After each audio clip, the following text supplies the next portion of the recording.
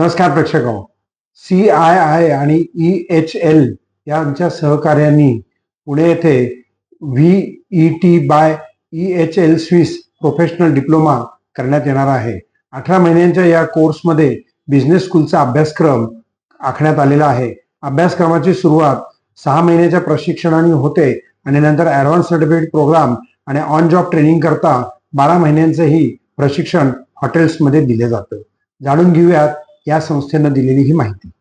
So basically CII confederation of Indian industry ने ताज group of hotels और EHL के संग type KIA है. ये 18 महीने का डिप्लोमा ऑफर करते हैं. इसमें से 6 महीने वो AISSMS में पढ़ते हैं और बाकी लास्ट 12 महीने वो ट्रेनिंग प्लस एडवांस कोर्स करते हैं वहाँ ताज ग्रुप ऑफ होटल्स में. ये अपने आप में एक यूनिक प्रोग्राम है. ऐसा इंडिया में पहले कभी हुआ नहीं है. तो बेसिकली इंडस्ट्री अलाइंड प्रोग्राम है और इसमें जो डिप्लोमा मिलता है आपको, स्विस प्रोफेशनल डिप्लोमा, वो वर्ल्ड का जो नंबर 1 इंस्टीट्यूट है, जो बेस्ट इंस्टीट्यूट है, उसका नाम है EHL, उनकी तरफ से मिलता है. इसके अंदर हम आपको जॉब गारंटी करते हैं, अलाइन करते हैं और सारी ट्रेनिंग हम प्रेफर करते हैं कि होटल में होगी. और सर इसमें सिर्फ फूड प्रोडक्शन सिखा रहे हैं या नहीं? हमारे 3 कोर्सेज हैं. एक है culinary का, एक है रूम्स का और एक है F&B सर्विस का. सो तीनों का 18 महीने का प्रोग्राम है और तीनों में स्विस प्रोफेशनल डिप्लोमा मिलता है. और CII ने अभी तक कितने कॉलेज के साथ टाइप किया है और हमारा उद्देश्य क्या है कि कितने बच्चों को हम लोग ट्रेन करना चाहते हैं इस साल? सो ताज में अभी हमने 3 कॉलेजेस के संग टाइप किया है. एक चंडीगढ़ में, एक पूना में और एक बैंगलोर में. आगे जाके अगर हमें कोई अच्छे कॉलेजेस मिलेंगे तो हम 2 या 3 में और करेंगे. एंड उसके बाद जो हमारा होटल टाइप है वो ITC के संग भी और हायत के संग भी है. तो उसके अंदर हमारा प्रोग्राम में इंस्टीट्यूट जाने की जरूरत नहीं पड़ती और डायरेक्ट 18 महीने होटल में पढ़ते हैं. सर इसके लिए एलिजिबिलिटी क्या? एलिजिबिलिटी क्लास 12th है और एनी स्ट्रीम 50% एंड अबव. वैसे तो हम 50% का ऐसा कोई क्राइटेरिया नहीं है पर ये मिनिमम रखते हैं. और सर अभी तक कितने बच्चों को हमने ट्रेन किया है? सो अभी तक ओवर 700 to 800 बच्चे ट्रेन हो चुके हैं लास्ट 2 साल में, 2.5 साल में, तीनों प्रोग्राम्स में. और हमारा लक्ष्य ये है कि हम साल में कम से कम एक टाइम में 2000 बच्चों को ट्रेन करें, चाहे वो ताज में हो, चाहे ITC में हो, चाहे वो हायत में हो. और ये इन बच्चों को क्या IHCL सिलेक्शन होटल्स में बाद में जो हाँ, इनको अपॉर्चुनिटी मिलती है, वो इंटरव्यू लेते हैं और जो सक्सेसफुल हो जाता है उनको वो लोग एब्जॉर्व कर लेते हैं. नहीं तो बाकी लोगों को हम भी जॉब दिलवाते हैं. और इसका USP क्या है कि अगर एक बच्चा 12वीं पास हो गया या ग्रेजुएट है तो उसने होटल मैनेजमेंट कॉलेज में जाना चाहिए या इस डिप्लोमा? सर ये है कि ये 4 महीने का 4 अलग अलग स्ट्रीम में बच्चा जब पढ़ता है 4 साल तक, तो वो उसका इंटरेस्ट लेवल होटल मैनेजमेंट में कम हो जाता है. यहाँ पे सबसे बड़ा USP है कि उसको बाकी सब्जेक्ट नहीं पढ़ने पड़ते. वो सिर्फ अपना एक स्ट्रीम, चाहे वो culinary हो, चाहे F&B हो, चाहे रूम्स हो, उसमें पढ़ता है. दूसरा, इसमें जो ट्रेनिंग देते हैं वो होटल के मैनेजर देते हैं. इसमें कोई टीचर नहीं ट्रेनिंग देता. सबसे इम्पोर्टेंट बात है ये.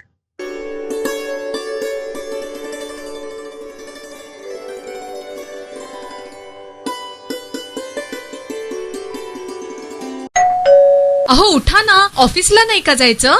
अगं मला आज फ्रेशच वाटत नाही, काही करायची इच्छाच नाही. अहो मग तुम्ही आजपासूनच न्यू युनायटेड फार्मसीचे गुड मॉर्निंग चूर्ण घेणं सुरू करा. अपचन, मलावरोध, बद्धकोष्ठ, आम्लपित्त आणि पोटाच्या तक्रारींवर खात्रीशीर आयुर्वेदिक उपाय. गुड मॉर्निंग चूर्ण.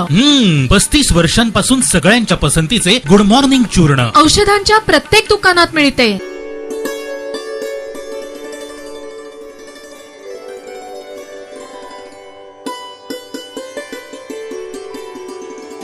छत्रपती शिवराया आम्हाला प्रातस्मरणीय आहेत आणि महाराष्ट्रातला प्रत्येक व्यक्ती हा दररोज त्यांना वंदन करत असतो.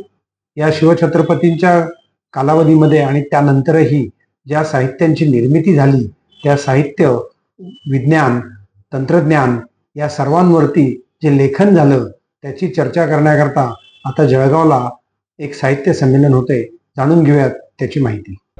विश्वातलं पहिलं शिवचरित्र साहित्य संमेलन हे जळगाव येथे 26 जून ते 29 जून या दरम्यान होत आहे.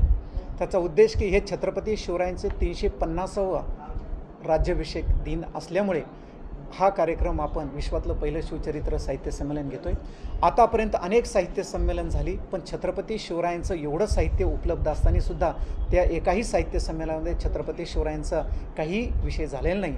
ज्या राजांनी शब्दव्यवहार कोश तयार केला त्या राजांचा हा शिवचरित्र साहित्य संमेलन घेतो आहे. याचे अध्यक्ष असणारे विजयरावजी देशमुख, जे शककरते शिवराय या उत्कृष्ट छत्रपती शिवरायांच्या ग्रंथाचे जे लेखक आहेत ते विजयरावजी देशमुख. उद्घाटक आहे शिवेंद्रराजे भोसले, हे उद्घाटक असणार आहे. त्याच्यानंतर स्वागताध्यक्ष डॉक्टर राजू मामा भोळे हे असणार आहे आणि स्मिताताई, आत्ताच नूतन खासदार झालेल्या त्या स्मिताताई वाघही प्रमुख पाहुणे म्हणून ह्या उपलब्ध असणार आहे. आणि ह्या ज्या 4 दिवसामध्ये छत्रपती शिवरायांच्या जीवनचरित्रावरती जे महाराजांनी तयार केलेलं, ज्याला म्हणतो आपण शस्त्रास्त्र प्रदर्शन असणार आहे. त्याच्यानंतर नाणे प्रदर्शन असणार आहे. महाराज हे ज्याला आरमार प्रमुख असल्याने छत्रपती शिवरायांचं जे आरमार होतं त्यांच्या घोड्यांचं प्रदर्शन असणार आहे. त्याच्यानंतर शिवरायांच्या शस्त्रास्त्र प्रशिक्षण आणि संचलन हे दोन्ही गोष्टी ह्या 4 दिवसामध्ये दाखवल्या जाणार आहे. आणि अनेक शिवरायांवरती जे ग्रंथ लिहिले गेलेले त्या ग्रंथाचं प्रदर्शनसुद्धा ह्या 4 दिवसामध्ये दाखवलं जाणार आहे.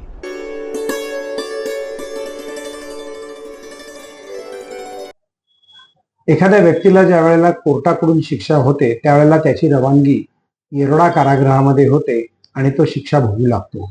पण या शिक्षेच्या कालावधीमध्ये त्याला पश्चातापही होतो आणि झालेली चूक पुन्हा आयुष्यात करणार नाही असा एक त्याच्या मनाशी ठाम निर्णय असतो. पण अशा कैद्यांना बुद्धिबळ खेळायला लावून त्याच्यामध्ये त्यांनी बुद्धिबळात जर प्रावीण्य दाखवलं आणि ते जर चांगल्या प्रकारे कोपअप करता आलं तर त्यांना 3 महिन्याची जेलमधनं शिक्षा सूट देण्यात येईल अशी माहिती बुद्धिबळ स्पर्धेच्या निमित्तानं सरकारच्या वतीनं देण्यात आली. तेव्हा जाणून घेऊयात येरवडा कारागृहातील हा बुद्धिबळाचा खेळ. खूप चांगलं वाटतंय. ह्याच्या पहिलं कधी असले कार्यक्रम झाले नाही. हे 2 वर्षापासून हे कार्यक्रम व्हायला लागले तर लय भारी वाटतंय. ते काय जे आम्हाला नियम आहेत माहीत नव्हते ते सध्या आम्हाला आमचे सर आम्हाला ते नियम बी आम्हाला शिकून दिले जे आम्हाला इथं जेलमध्ये माहीत नव्हते. त्याच्यामुळे बुद्धिबळ खेळायला लागल्यानंतर का तुमच्या ह्याच्यात फरक पडलाय का? फरक पडला आहे. जेलमध्ये टाईम जात नाही त्याच्यामुळे हे समजा घरचं जे टेन्शन येतं आहे ते बुद्धिबळ खेळताना ते टेन्शन दूर होतं आहे आणि टाईमही निघून जातो, वेळही निघून जातो.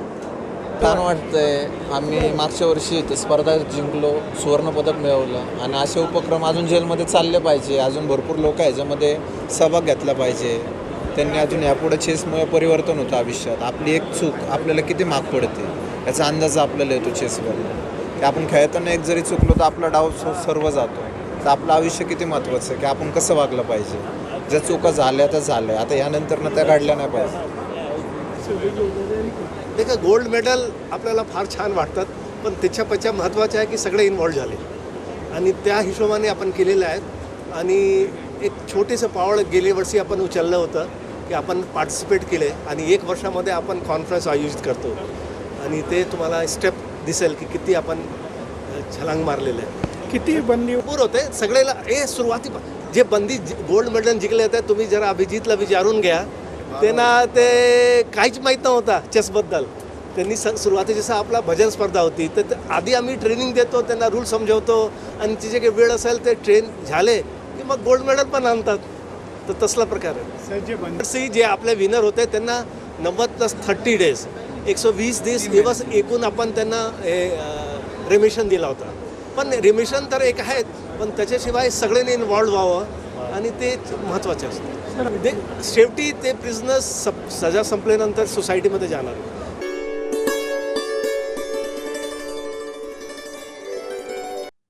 पोलिसांची भरती करत असताना 2022 आणि 2023च्याही विद्यार्थ्यांचा सहभाग त्यामध्ये निर्दिष्टित करावा अशी मागणी या विद्यार्थ्यांनी केली आहे.